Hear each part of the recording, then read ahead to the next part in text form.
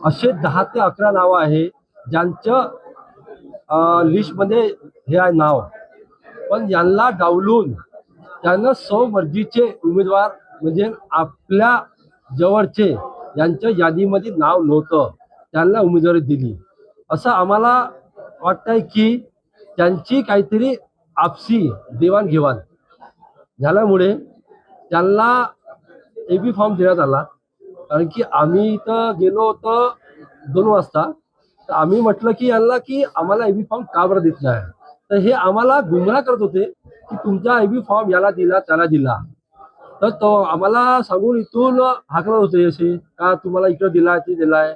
पण इथं आम्हाला माहीत पडलं की आमचा एबी फॉर्म दुसऱ्याला देण्यात आला आहे आणि दुसऱ्याचं नाव आपला याच्यात दिलं आहे. पण आमचा एबी फॉर्म त्यानं सुखसेन संचेती आणि किशोरजी जोरगेवार आणि सुभाषजी कासंगोट्टवार यानं आमचा एबी फॉर्म दाबून ठेवला होता. तुमची काय मागणी आहे? आमची मागणी एकच आहे. आज तर आम्हाला कळलं की इथले अध्यक्ष सुभाष कासंगोट्टवार त्यांना पदावरून काढला आहे. आजपर्यंत पक्षामध्ये असं कधी चालत नव्हतं. मी आज पक्षामध्ये 17 ते 18 वर्ष होत आहे. त्याच्यामध्ये मी कधीच ना पाहिलं की अशी घटना घडली, ती पहिल्यांदा घडली आहे.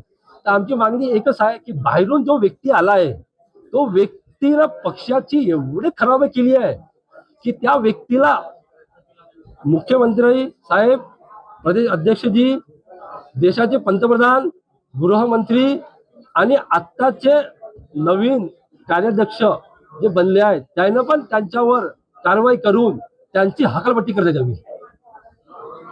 रवींद्रजी चव्हाण आणि मुख्यमंत्री देवेंद्रजी फडणवीस यांनी स्वतःच्या स्वाक्षरीने यादी जाहीर केली. त्या यादीमध्ये माझ्या पत्नीचं नाव होतं.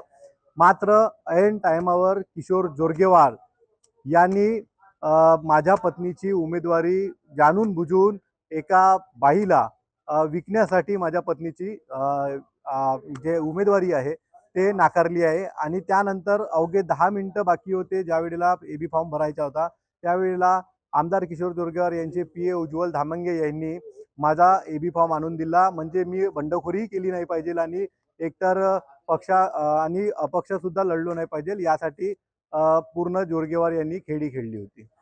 तुमची मागणी काय?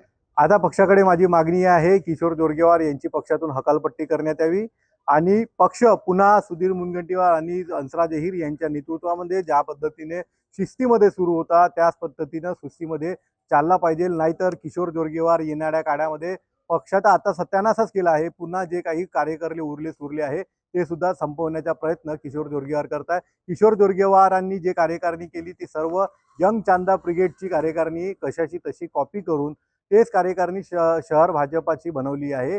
त्यांना भारतीय जनता पार्टीचे निष्ठावान कार्यकर्ते नको हवे आहे आणि त्यांना यंग चांदे ब्रिगेडचे कार्यकर्ते हवे आहे. त्यासाठी हा सगळा खेळ चालू आहे.